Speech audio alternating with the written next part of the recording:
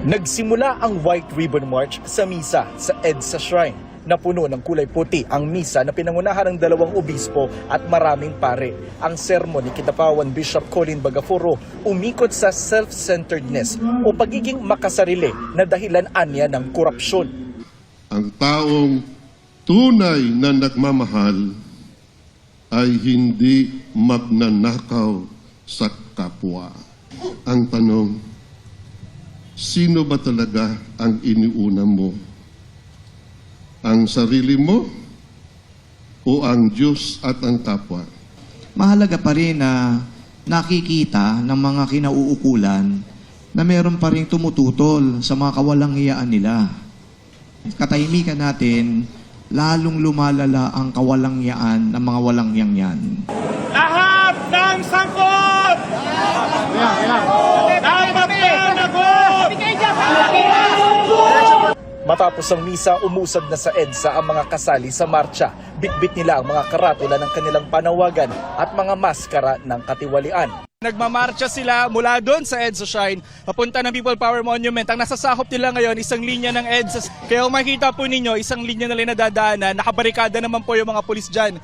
Ang sigaw ng mga nagrarally kontra korupsyon. Yung iba sa kanila, kita nyo, may suot pang mga maskara ng buhaya, ng baboy. Ang sabi po ng organizer nitong White Ribbon March, sa tansya nila, nasa 3,000 sila ngayon na nagmamarcha dito sa EDSA. Bata, matanda, pare, kongresista, estudyante, doktor, pati na mga rider, sama-sama sa panawagang sugpuin ang korupsyon, wakasan ang political dynasty at magkaroon na ng electoral reform. Yung aming lugar ay patuloy pa rin binabaha, kaya danas yung hirap dahil sa mga malawakang pangungurakot. Meron kaming binuo na doctors opposed to corruption. Alisin ang VAT sa lahat ng mga gamot. Lagi ko kasing iniisip yung future ng next generation. This is my way of helping them achieve their dream. Sumasama ako kasi gusto kong mapakinggan yung mga hinaing nila.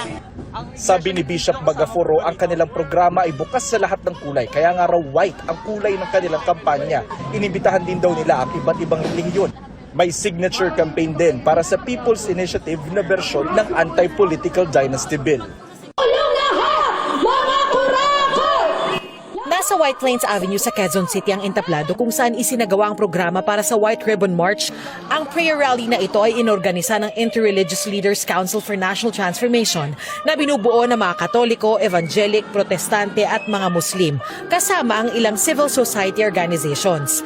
Lumahok sila sa trillion peso march noong nakaraang taon at sa pagunita sa EDSA People Power Anniversary noong Pebrero, pero hindi nila sila kontento sa aksyon ng gobyerno para panagutin ang mga sangkot sa maanumalyang infrastructure projects. Mabagal ang pag-usad at parang dinidribble lamang, nandun ang ating pakiusap. Nandito na yung taong bayan. At ang maganda nito, ang panawagan namin bilang mga Pilipino, magkaisa tayo. Ang White Ribbon, ito ay simbolo ng malinis na konsensya, simbolo ng katotohanan, simbolo ng ating paninindigan. Base sa pag-aaral ng Social Watch, may katiwalian pa rin umano sa 2026 national budget dahil sa mga questionabling items na nakita nila.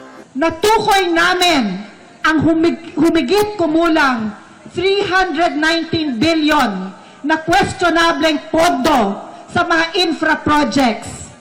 Dahil nabuking ang paggamit sa tinatawag na unprogrammed appropriations, mayroong mga flood control project na tila pinalitan lamang ang pangalan at ginawang farm-to-market roads.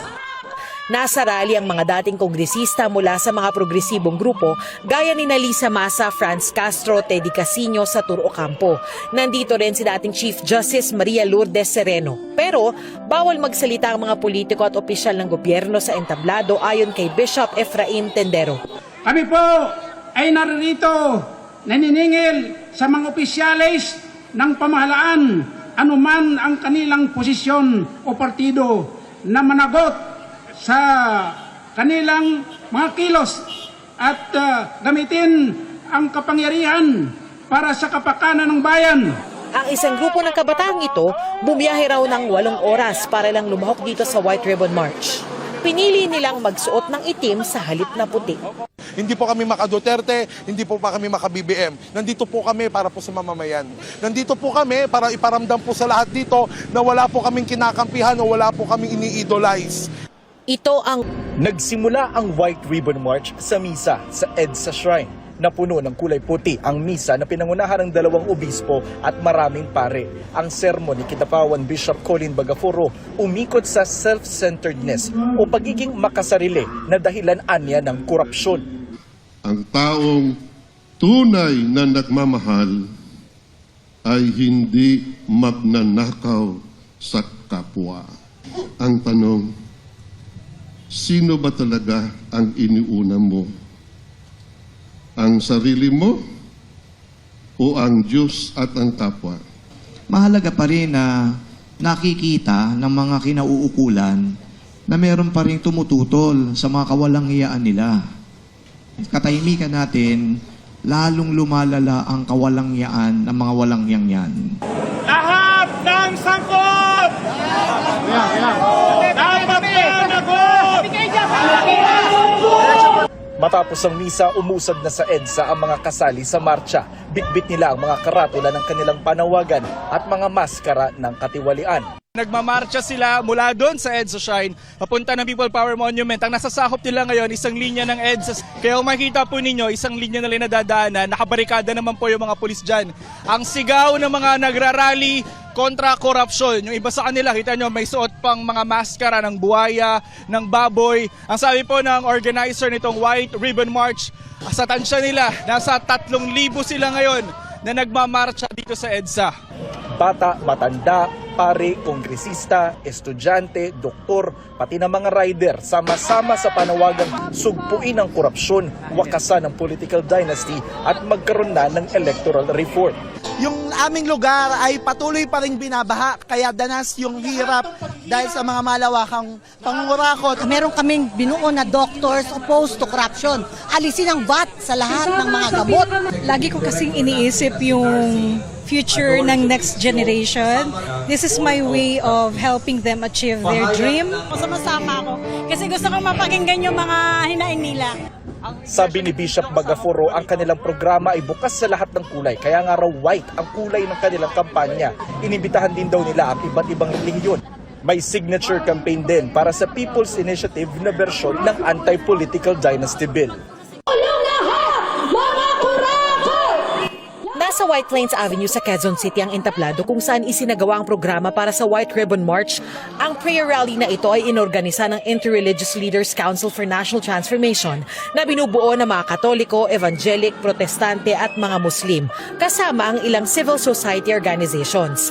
Lumahok sila sa trilyon-peso march noong nakaraang taon at sa pagunita sa EDSA People Power Anniversary noong Pebrero, pero hindi nila sila kontento sa aksyon ng gobyerno para panagutin ang mga sangkot sa maanumalyang infrastructure projects. Mabagal ang pag-usad at parang dinidribble lamang, nandun ang ating pakiusap. Nandito na yung taong bayan. At ang maganda nito, ang panawagan namin bilang mga Pilipino, magkaisa tayo. Ang White Ribbon, ito ay simbolo ng malinis na konsensya, simbolo ng katotohanan, simbolo ng ating paninindigan. Base sa pag-aaral ng Social Watch, may katiwalian pa rin umano sa 2026 national budget dahil sa mga questionabling items na nakita nila. Natukoy namin ang humigit kumulang 319 billion na questionableng pondo sa mga infra projects. Dahil nabuking ang paggamit sa tinatawag na unprogrammed appropriations, mayroong mga flood control project na tila pinalitan lamang ang pangalan at ginawang farm-to-market roads. Nasa rally ang mga dating kongresista mula sa mga progresibong grupo gaya ni Lisa Masa, Franz Castro, Teddy Casino sa Turo Ocampo. Nandito rin si dating Chief Justice Maria Lourdes Sereno. Pero bawal magsalita ang mga politiko at opisyal ng gobyerno sa entablado ayon kay Bishop Efraim Tendero.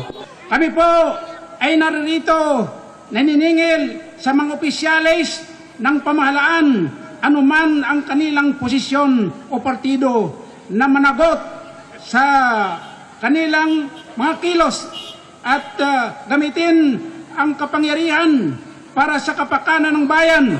Ang isang grupo ng kabataang ito, bumiyahe raw ng 8 oras para lang lumahok dito sa White Ribbon March. Pinili nilang magsuot ng itim sa halip na puti. Hindi po kami maka-Duterte, hindi po pa kami maka-BBM. Nandito po kami para po sa mamamayan. Nandito po kami para iparamdam po sa lahat dito na wala po kaming kinakampihan o wala po kaming ini-idolize. Ito ang